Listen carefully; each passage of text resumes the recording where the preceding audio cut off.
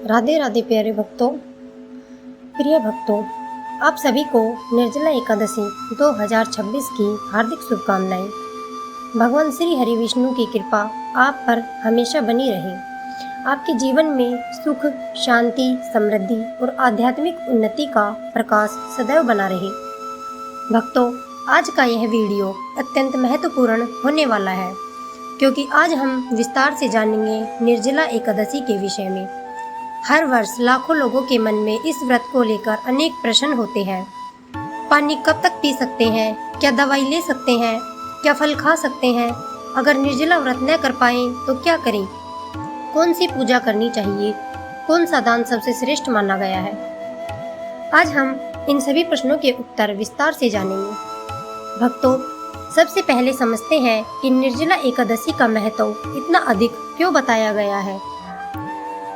शास्त्रों में कहा गया है कि वर्ष भर में आने वाली 24 एकादशियों का जो पुण्य फल है, वह अकेली निर्जला एकादशी के व्रत से प्राप्त हो सकता है।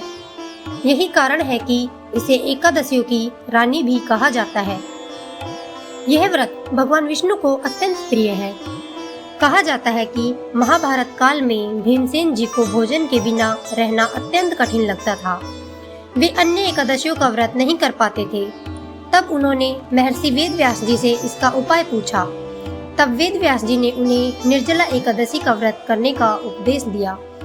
कहा कि यदि श्रद्धा और नियम पूर्वक निर्जला एकादशी का पालन कर लिया जाए तो अनेक एकादशियों का पुण्य प्राप्त हो सकता है।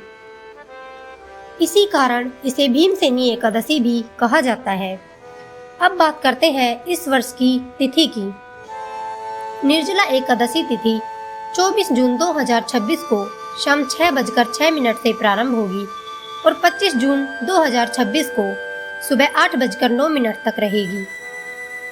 उदय तिथि के अनुसार 25 जून 2026 गुरुवार को निर्जला एकादशी का व्रत रखा जाएगा। भक्तों, अब सबसे महत्वपूर्ण प्रश्न, निर्जला एकादशी में पानी कब तक पी सकते हैं? बहुत से लोगों के मन में भ्रम रहता है। कोई कहता है रात 12 बजे के बाद पानी नहीं पीना चाहिए, कोई कहता है ब्रह्म मुहूर्त के बाद नहीं पीना चाहिए। लेकिन शास्त्रों के अनुसार व्रत का मुख्य आधार सूर्योदय माना गया है, अर्थात सूर्योदय से पहले तक आप जल ग्रहण कर सकते हैं। लेकिन सूर्योदय होने के बाद निर्जला व्रत प्रारंभ हो जाता है। यदि आपने निर्जला व्रत का संकल्प लिया है तो सूर्योदय के बाद से अगले दिन पारण तक जल ग्रहण नहीं करना चाहिए।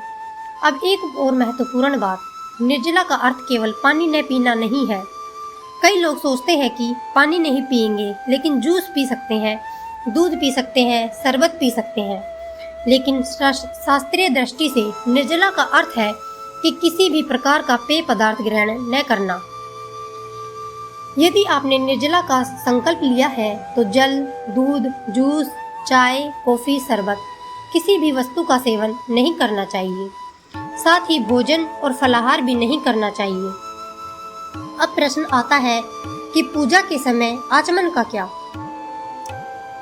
शास्त्रों में बताया गया है कि पूजा के समय आचमन के लिए लिया गया अल्प जल तथा शुद्धि के लिए किया गया कूला व्रत को भंग नहीं करता।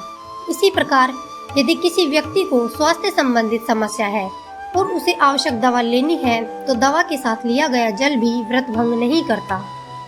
भक्तों, स्वास्थ्य की रक्षा भी धर्म का ही एक भाग है।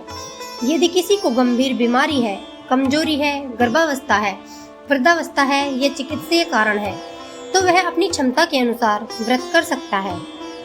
भगवान भाव के भूखे हैं। यदि आप पूरी श्रद्धा से फलाहार करके या जल ग्रहण करके भी व्रत करते हैं तो भी भगवान आपकी भक्ति को स्वीकार करते हैं। अब जानते हैं कि व्रत वाले दिन सुबह क्या करना चाहिए। प्रातःकाल ब्रह्म मुहूर्त में उठें। जागते ही भगवान विष्णु का स्मरण करें और हाथ जोड़कर प्रार्थना करें, हे प्रभु, आज निर्जला एकादशी के पावन दिन मुझे इतनी शक्ति प्रदान कीजिए कि मैं आपका व्रत श्रद्धा और नियम पूर्वक पूर्ण कर सकूं। इसके बाद स्नान करें। यदि संभव हो तो स्नान के जल में कुछ बूंदे गंगा जल की अवश्य मिलाएं। स्नान के बाद स्वच्छ वस्त्र धारण करें। अपने पूजा स्थान पर भगवान विष्णु, माता लक्ष्मी और तुलसी माता का पूजन करें। भगवान को पीले पुष्प अर्पित करें, पीले फल अर्पित करें, तुलसी दल अर्पित करें। भक्तों, बिना तुलसी के भगवान विष्णु की पूजा अधूरी मानी जाती है।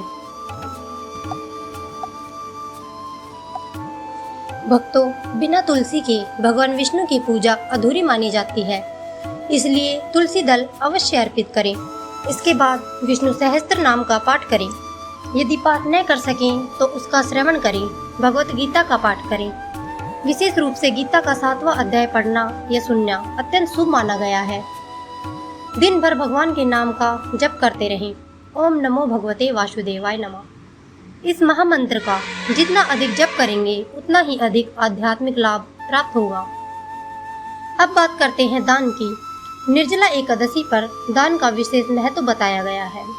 विशेष रूप से जल से भरा घड़ा दान करना अत्यंत पुण्यदायी माना गया है।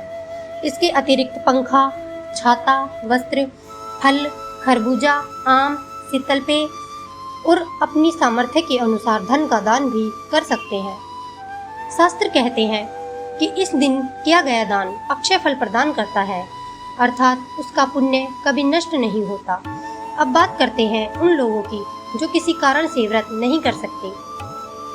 भक्तों, यदि आपकी स्वास्थ्य स्थिति ऐसी नहीं है कि आप निर्जला व्रत कर सके, तो चिंता करने की आवश्यकता नहीं है। भगवान से प्रार्थना कीजिए, कहिए, हे प्रभु, आज मेरी शारीरिक स्थिति ऐसी नहीं है कि मैं निर्जला व्रत कर सकूं। कृपया मेरी भावना को स्वीकार करें और मुझे भविष्य में यह व्रत पूर्ण करने की शक्ति प्रदान करें। ऐसी सच्ची प्रार्थना भगवान अवश्य सुनते हैं।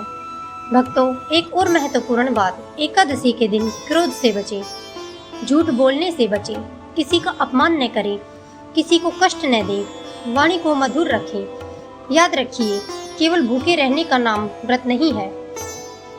मन, वचन और कर्म की शुद्धता ही वास्तविक व्रत है। यदि मन में द्वेष, क्रोध और अहंकार भरा हुआ है तो व्रत का पूर्ण लाभ नहीं मिलता।